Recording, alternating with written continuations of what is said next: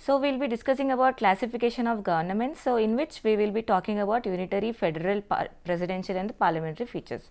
So, first let us understand how this classification has been done. So, this classification is basically done on two types. So, concentration based on power versus distribution of power, and under this the examples would be unitary and the federal system. And the second classification is basically about relationship between legislature and the executive. So, what happens in this is the parliamentary system, both the executive and the legislature are held accountable, and the second system is presidential system. So, in this presidential system, the system of powers or the separation of powers is basically followed, and the executive and the judiciary are not accountable to each other. So, first let us understand the federal system of the government. So, the federal word in itself is derived from the Latin word feudus, so which basically means a treaty or an agreement. So, it is in the name itself. So, if we consider the meaning or talking about the meaning of the federal system of the government, so this meaning is a system of government which unites different political systems and allows them to each other, like combine each other and maintain their political integrity. So, basically what happens is, example if we take from the Indian perspective, so the two different entities both at the center and the state are being clubbed together, and they also maintain their political integrity and also been formed to unite themselves and function for a proper political structure. And this power is distributed between the two governments by an act of central or the state governments. So, what happens in federal system is, as we have read it in the meaning itself, there exists a dual political system. So, this dual political system is, there exists both types of governments at the center and also at the state level. So, this federal system, there are basic features of the federal system which we have to will be discussing now. So, what happens in federal system of government is, the federal system is basically a written government, written constitution, and also it is a rigid type of constitution. So, what happens in this written or the rigid type of constitution is, there exists supremacy of law.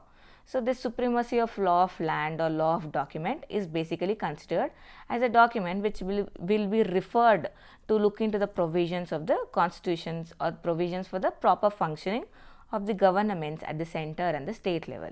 And this distribution of power happens between the center and the state. So, this distribution of power usually happens more or less equally, where the center at the or the union government will enact or prolong its arms toward the states equally, irrespective of the population or their geographical area or the provisions that has been mentioned in the constitution.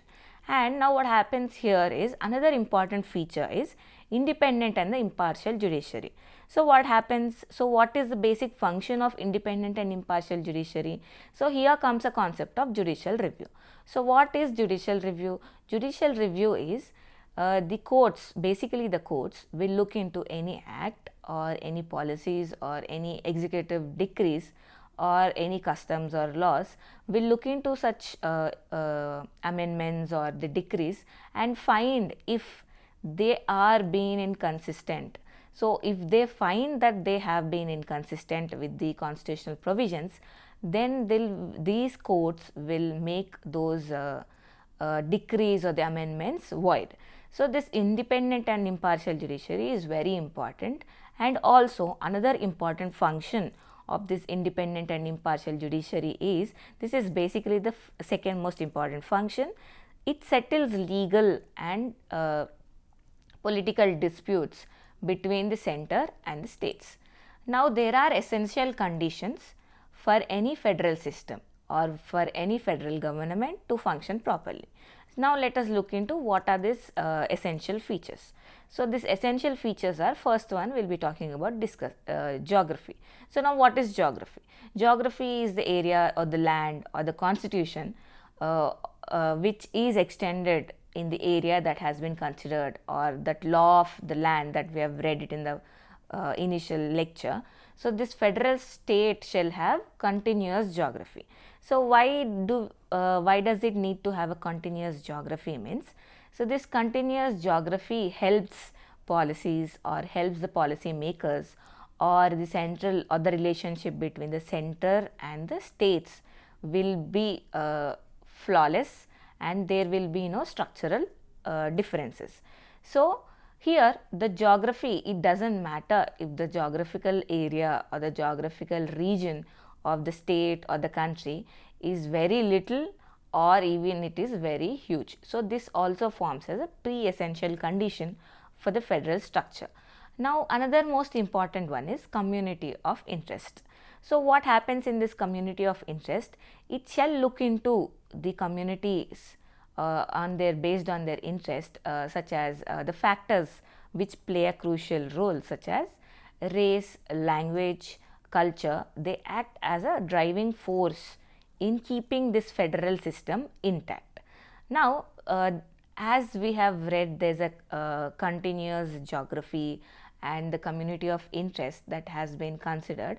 This will eventually, or it's said to be had considered that this will lead to absence of inequality. Now what do we mean by absence of inequality? So absence of inequality means equal distribution of power, or more or less the equal distribution of power between the union and or the distribution of power from the union to the equal distribution of power between the states. So what happens with this equal principle of or absence of inequality is this helps remove regional imbalances and also looks into the local issues where there's supposed to be any regional imbalance or any emergency that could pre-occur and disrupt this federal structure. Now another important feature or the essential condition is political and the social institutions. We all know however these political and social institutions are very important in binding the structure or the federal structure or per se even keeping the democracy of the state intact. This political and the social institutions are similar, as this is a federal structure and this is basically division of power between the union and the center state. There exist both political and social institutions at the center and also at the state. Now what happens is they try to resolve any imbalances or any structural deflows.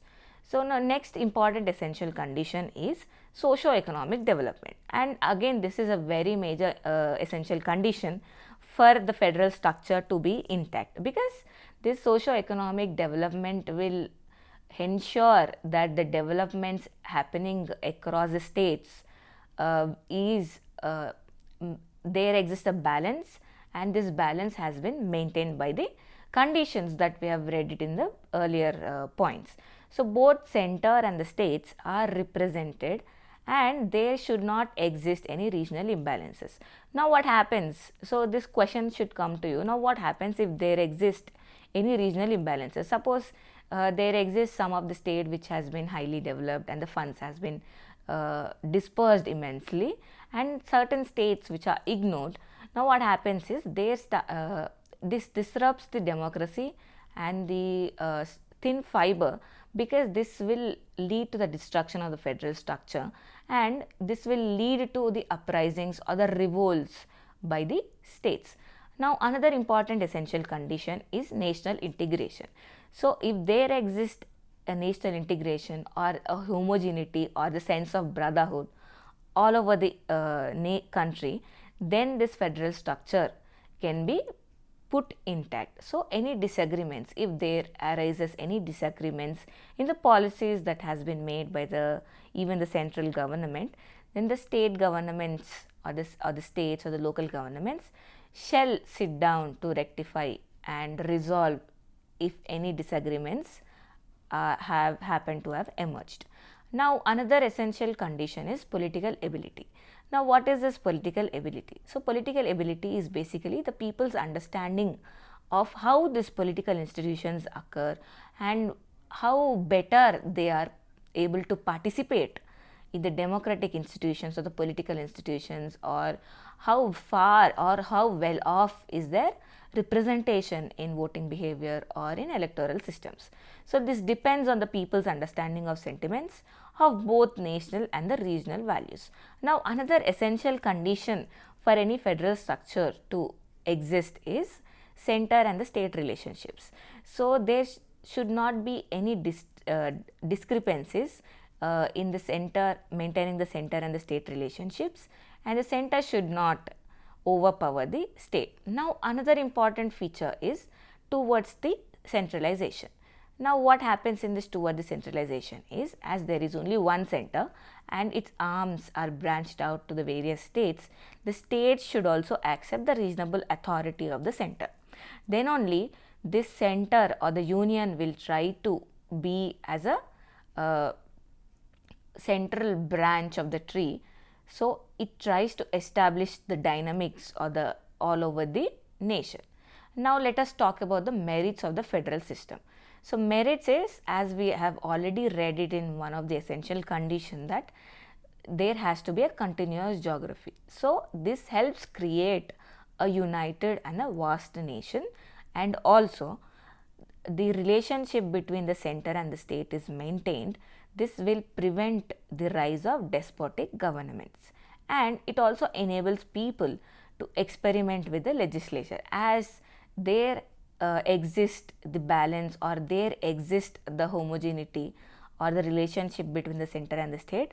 This helps them experiment with the legislation, and also it helps create local and the regional governments, and it expands power to the grassroots level institutions, and it also helps in the formation of local self-governments, which further implement the good administration.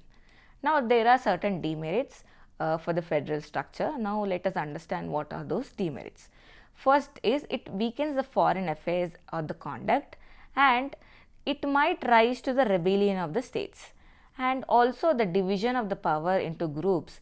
This can create a factionalism between the states, because as there is one center and supposedly the union or the center is being partial towards only few states. So, this creates a factionalism also. There is a scope for factionalism also, and as there is no uniform legislature across the state or across the nation, this can cause delays in making the policies.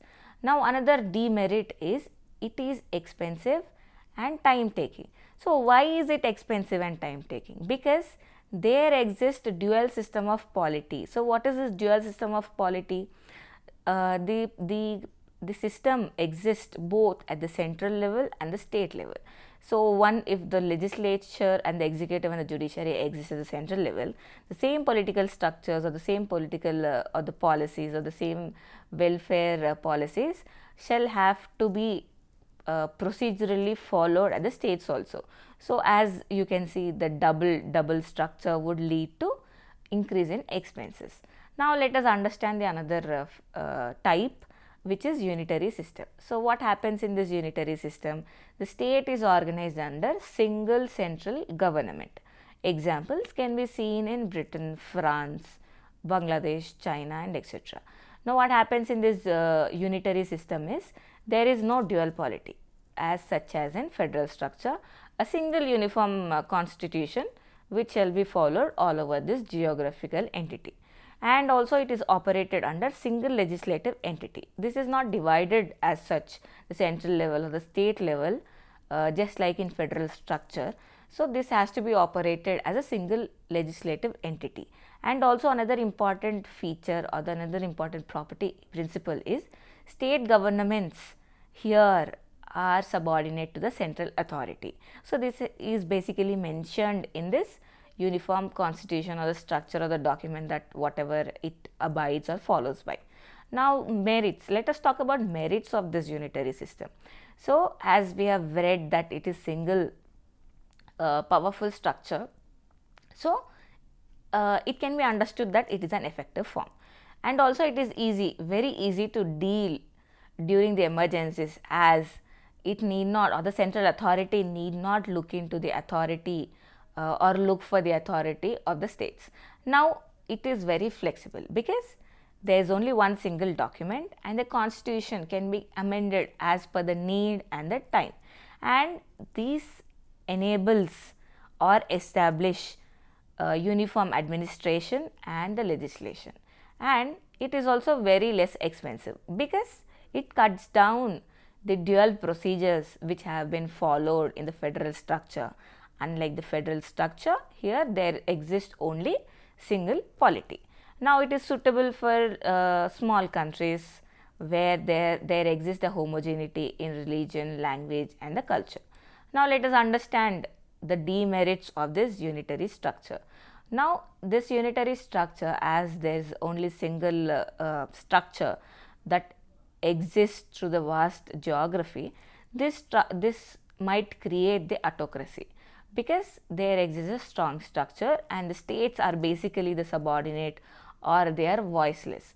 So also this will lead to, as states are basically voiceless or no authority, this crushes the local and the regional voices, and the initiatives might not be considered by the central.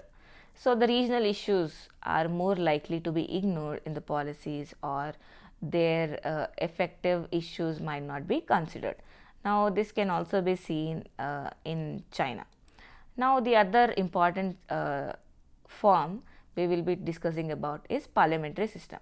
Now what happens in this parliamentary system of government is, it is a system of government where a real executive or real executive on the name of cabinet or the ministry is responsible for the legislature of the policies.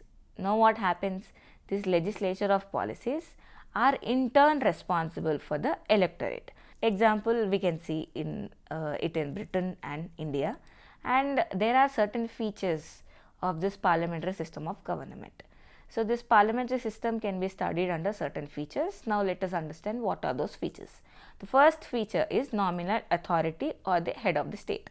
So the nominal authority or the head of the state is the monarch or the president, and all the administration work, all the policies are done under his name. But although they are done under his name, he is just the titular head, and in turn he appoints the prime minister, who is the head of the government, and this prime minister is a real executive or otherwise known as working head of the state. And who is this prime minister? This prime minister is the leader of the popular chamber, and also prime minister is a chief spokesman of the government. Now the features suggest names to the president. The other features that we will be talking about is they suggest names to the president, ministers, and they in turn shuffle the portfolios. So if the prime minister choose to step down, then the government falls. So this might lead to the instability also. But the other feature of the parliamentary system is political homogeneity. As the prime minister is from the majority party and all the ministers are from the majority party, there exists political homogeneity, or the values or the policies they would like to implement would be discussed on the similar lines. But suppose there exists a coalition governments, which is quite common in a country like India, with various regional parties at the state, or the with existing the strong national parties. In coalition governments, exception is ministers can be from the different parties also. And the next important feature is collective responsibility. What happens in this collective responsibility is, the ministers along with the prime minister are collectively responsible to the legislature. The prime minister must be member of the any of the house, and by the convention, supposedly if prime minister is not a member of any of the house, this convention can still be used as to secure the membership, and they can be elected as a prime minister. But in order to secure the membership, they has to be elected to the house within the period of 6 months. Now the another important one is the power to vote on policies or bills in the house, and they also raise important issues on political importance and the emergencies. and they are also immune from media criticism and can vote in no confidence motion. Now, effective opposition is also one of the essential feature of the parliamentary system of government.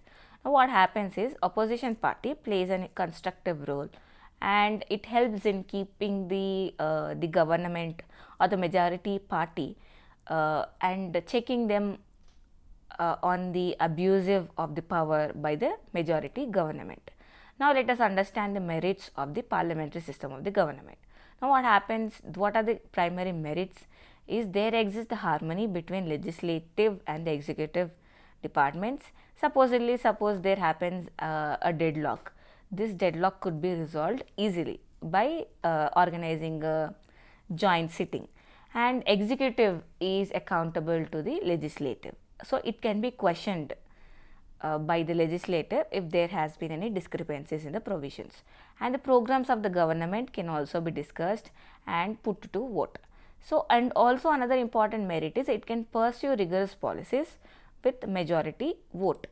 And the other merits of the parliamentary system is there exists a flexible government and opposition. Suppose if the prime minister stepped down or there has been a no confidence motion, and the immediate opposition, the majority party next to the opposition party next to the majority party is always ready to form the government and always ready to grab that the numbers to form the majority and establish a government. And also it is responsible to the public opinion because they are elected by the public. Now, there also exist certain demerits to the parliamentary system of the government. Now, what are these demerits? So, it violates the principle of separation of powers. So, sometimes this violation creates the extra judiciary or extra arm or extra arbitrary power of these organs with interfering with the functions of each other, and also this frequently might lead to unstable governments. So, this was frequently seen in Indian democratic structure, especially after the 4th general elections, where the regional parties or the regional voices or apart from the major party that has been existing, which led to the upsurge or the emergence of the regional voices, and various state parties have come into picture. So, what happens is the power grabbing or the one of the party failed to acquire the majority votes. So, they formed the government by the support of this various other third parties or the coalition governments. So, these coalition governments are usually unstable, and this is one of the demerit of the parliamentary system. So, due to this instability, the policies are left in between, and it causes this is a huge time taking processes where the government has to be formed again and new policies has to be implemented or put to vote. Now, opposition is sometimes irresponsible. Why? So, why is opposition sometimes irresponsible? Because it usually sometimes criticizes even the constructive or even the positive policies that has been made by the party which is in power. So, which creates usually a ruckus or not so smooth flow of passing of or bills or any acts, and interest of the party.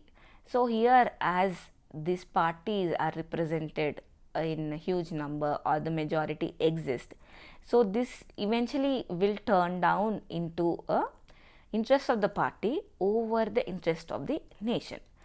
Now, the another important demerit is most of the ministers, so they especially spend their time in political work, as they do not possess this exclusive knowledge of the policies. This might further delay in enacting policies or in looking into the issues or the emergencies which might emerge. So, in spite of failures or in spite of this demerits of the parliamentary system, this system works very well in a biparty system where there exist two strong national parties, and this parliamentary system can be functioned very well. Now let us understand another important system of or form of government is presidential system. Now what is the meaning of this presidential system? So in this chief executive or the president is a real head.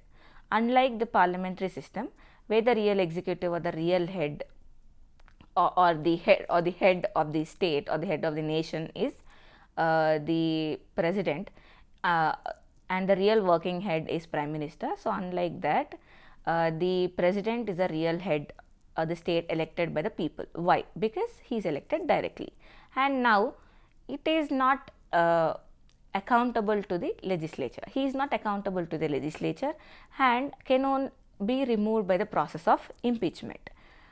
Example, this can be presidential system can be seen in United States, Brazil, Argentina, Mexico and Chile.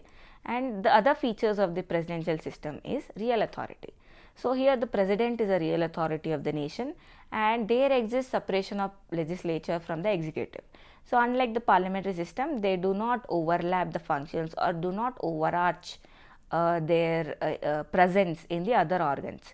And president and ministers are not part of the legislature, and president can use his veto power. Suppose if bill is supposed to be passed against their views or against their setup, and there exists a system of checks and balances. And let us understand the merits of the presidential system. So there exists a stable government, and the term of president is fixed. This can effectively function during the emergencies, and as there is a separation of powers, and ministers need not attend another important feature, legislative functions. Instead, they can devote their time doing their duties. Then the demerits of the presidential system can be seen as it leads to executive authority as they are not responsible to the legislature, and term of president is fixed. He cannot be impeached on account of being unfair, and it is a rigid system. In order to amend the constitution, enormous amounts of procedures has to be followed, and this lacks direct responsibility to the president. So this is what the types of the forms of government that we have read it in the form of unitary, federal, presidential and the parliamentary system. So this can be helped or understood according to the emerging constitutions or the emerging issues with day-to-day modern democracies, and these have quietly evolved from the times of the ancient or the Greek period until the modern democracies. And the example can be seen in Sri Lanka, where it shifted or inspired from the France and changed its constitution itself, or the type of form of government that it wanted to function on. So as far as the merits, there exist the features, and as far as the merits and the demerits, the constitutions, the forms of the governments are evolved as per the law of land or the customs and the practices of the people that have been existing since the historical or the ancient times.